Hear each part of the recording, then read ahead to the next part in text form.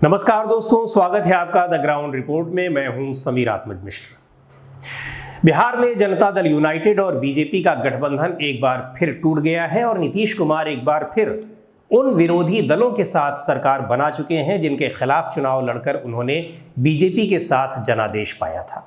कुछ साल पहले उन्होंने ऐसा ही एक बार और किया था। जनता दल यूनाइटेड बीजेपी के नेतृत्व वाले राष्ट्रीय जनतांत्रिक गठबंधन के पुराने सहयोगियों में से एक है। यह अलग बात है कि बीजेपी के साथ उसका अलगाव कई बार हो चुका है। महत्वपूर्ण बात यह है कि पिछले 2 साल के भीतर जनता दल यूनाइटेड तीसरी बड़ी पार्टी है जिसने एनडीए से यानी राष्ट्रीय जनतांत्रिक गठबंधन से अपना नाता तोड़ा है। इससे पहले महाराष्ट्र में शिवसेना और पंजाब में अकाली दल गठबंधन से अलग हो चुके हैं। दिलचस्प बात यह है कि ये तीनों ही दल शुरुआती वक्त से ही एनडीए के सहयोगी रहे हैं। एनडीए का निर्माण 1998 के आम चुनाव के दौरान हुआ था और उस समय समता दल, जो बाद में जनता दल यूनाइटेड बन गया, शिरोमणि अकाली दल और शिवसेना के अलावा तमिलनाडु की एआईएडीएमके और उड़ीसा की बीजू जनता दल जैसी पार्टियां शामिल थीं। उस साल ये गठबंधन अटल बिहारी वाजपेयी के नेतृत्व में सत्ता में आया और 5 साल तक केंद्र सरकार का नेतृत्व किया। अगले 10 साल तक यानी 2004 से लेकर 2014 तक गठबंधन केंद्र की सत्ता तक पहुंचने में नाकाम रहा, लेकिन कई राज्यों में बीजेपी ने ऐसे ही गठबंधन सहयोगियों के साथ सरकार बनाई। इस बीच गठबंधन में कुछ नए साथी भी शामिल होते रहे, जैसे हरियाणा में ओम प्रकाश चौटाला का इंडियन नेशनल लोकदल इत्यादि। 2014 से बीजेपी प्रधानमंत्री नरेंद्र मोदी के नेतृत्व में एक नए अवतार में आई और न सिर्फ पार्टी का कायाकल्प हुआ, उसकी कार्यशैली बदली, बल्कि गठबंधन के सहयोगियों के साथ भी उसके रिश्तों ने नई दिशा ली। केंद्र में पहली बार पूर्ण बहुमत से ज्यादा जब सीटें मिली तो बीजेपी का उत्साह बढ़ा। जिन सहयोगियों के साथ लोकसभा का चुनाव लड़ती थी और राज्यों में सहयोगी दलों के साथ बी टीम बनकर सरकार में सहयोगी बनती थी, अब आगे निकलने की कोशिश करने लगी। नतीजा ये हुआ कि हरियाणा में उसने अकेले दम पर सरकार बनाई, महाराष्ट्र में शिवसेना से आगे निकल गई और अपना मुख्यमंत्री बनाया, कर्नाटक में अकेले दम पर सरकार बना ही चुकी थी और बिहार में सबसे बड़ी पार्टी बनने तक की स्थिति में पहुंच गई। उत्तर पूर्व में भी पार्टी ने छोटी छोटी पार्टियों के सहयोग से वहां घुसने की कोशिश की जहां उसके कार्यकर्ता तक ढूंढे नहीं मिलते थे और आज कई राज्यों में उसकी सरकार है। सहयोगी दलों का अता पता नहीं और जो हैं भी वो कब तक रहेंगे कुछ कहा नहीं जा सकता। इसके अलावा यूपी में अपना दल एस, सुहेलदेव भारतीय समाज पार्टी, जम्मू कश्मीर में पीडीपी और बिहार में उपेंद्र कुशवाहा के राष्ट्रीय लोक समता पार्टी जैसे दलों से गठबंधन होते रहे और टूटते रहे। यूपी में अपना दल एस तो अभी भी गठबंधन के साथ है, जबकि सुभासपा अलग होने के बाद फिर से साथ आने को बेताब है। लेकिन इन 8 सालों के दौरान बड़ी संख्या में क्षेत्रीय पार्टियों ने गठबंधन का साथ छोड़ा है। 2019 के लोकसभा चुनाव के बाद हुए महाराष्ट्र विधानसभा चुनाव के दौरान एनडीए की सबसे बड़ी और सबसे पुरानी सहयोगी शिवसेना ने साथ छोड़ दिया। अगले ही साल कृषि कानूनों के विरोध में अकाली दल ने साथ छोड़ दिया और अब जनता दल यूनाइटेड भी अलग हो गई है।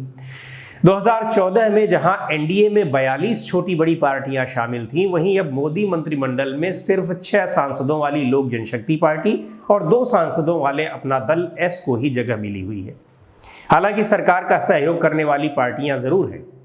लोक जनशक्ति पार्टी में भी अब विभाजन हो चुका है और अगले चुनाव तक बिहार में वो किस हालत में होगी कह पाना मुश्किल है। वहीं महाराष्ट्र में जिस तरह से शिवसेना तितर बितर हुई है, राज्य में सरकार में वो भले ही शामिल है, लेकिन जिस तरीके से वो बिखरी है, तितर बितर हुई है, उसका भविष्य भी बहुत उज्जवल नहीं दिखता। यानी हरियाणा से इनेलो, महाराष्ट्र से शिवसेना, बिहार से लोजपा और जनता दल यूनाइटेड जैसी पार्टियां दिनों दिन कमजोर होती गई और बीजेपी इन राज्यों में फैलती गई। उत्तर पूर्व के कई राज्यों में भी ऐसा ही हुआ, जहां बोडो पीपुल्स फ्रंट, गोरखा जनमुक्ति मोर्चा जैसे कई दलों के सहयोग से बीजेपी ने पहले खड़े होने की जगह बनाई और फिर उन्हें किनारे करके कब्जा जमा लिया। नतीजा यह हुआ कि बीजेपी की कथित साजिश को समझने के बाद देर से ही सही ये पार्टियां गठबंधन से अलग होती गईं, लेकिन तब तक बहुत देर हो चुकी थी। जनाधार तो पंजाब में अकाली दलों का भी बहुत सिकुड़ चुका है, लेकिन बीजेपी वहां पैर नहीं पसार पाई। कोशिश तो उसने बहुत की और अभी भी कर रही है। इस सूची में आंध्र प्रदेश में तेलुगु देशम पार्टी भी शामिल है। उसका जनाधार भी सिमटता गया और बीजेपी ज्यादा तो नहीं लेकिन कुछ हद तक वहां पहुंचने में कामयाब रही है। क्षेत्रीय दलों का आरोप है कि बीजेपी उन्हें खत्म करके उनकी जगह हथियाना चाहती है। पिछले 10 साल के उदाहरणों से साफ स्पष्ट है कि जहां बीजेपी बी टीम थी वहां पहले तो सहयोगियों से ज्यादा सीटों की मांग की और फिर ज्यादा सीटें जीतने में भी कामयाब रही, और जब इतना कर लिया तो वर्षों से सहयोगी रही पार्टियों को ठोकर मारने में उसने तनिक भी देर नहीं लगाई। बीजेपी की इस मंशा पर इन उदाहरणों को देखते हुए लोग संदेह कर ही रहे थे कि नड्डा साहब के बयान ने उस संदेह को सच साबित करने में लिटमस पेपर की भूमिका अदा की। नड्डा साहब ने ऐलान कर दिया कि क्षेत्रीय दलों का भविष्य सिर्फ 2025 तक ही है, यानी उनकी शेल्फ लाइफ अब महज 2 साल की बची हुई है। ये ठीक है कि बीजेपी ने अपने इन सहयोगियों को किनारे लगाकर तमाम राज्यों में अपनी पैठ बनाई, लेकिन वास्तविकता ये है कि इनमें से हरियाणा और उत्तर पूर्व के कुछ राज्यों को छोड़ दिया जाए तो कहीं भी अकेले दम पर आज भी सरकार बनाने की स्थिति में नहीं है। हरियाणा में एक बार तो सरकार बन गई, लेकिन 2019 में हुए विधानसभा चुनाव में उसे बहुमत नहीं मिला और दूसरी पार्टियों का सहयोग लेना पड़ा। बड़े राज्यों की बात करें तो मध्य प्रदेश, उत्तर प्रदेश और कर्नाटक में ही उसकी अपने दम पर सरकार है। बाकी जगह सपोर्ट सिस्टम से ही सरकार चल रही है। यही नहीं, सहयोगी दलों के साथ उसके बर्ताव ने दक्षिण भारत में चल रही उसकी कोशिशों को तगड़ा झटका दिया है।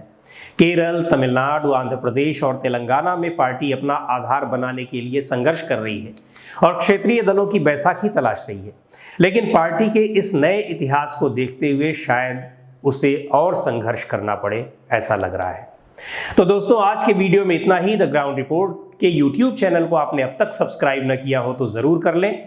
बेल आइकन यानी घंटे जैसी आकृति दबाएं ताकि आपको नए वीडियोस के नोटिफिकेशन मिलते रहें। फेसबुक पर देख रहे हो तो हमारे पेज को लाइक कर लीजिए।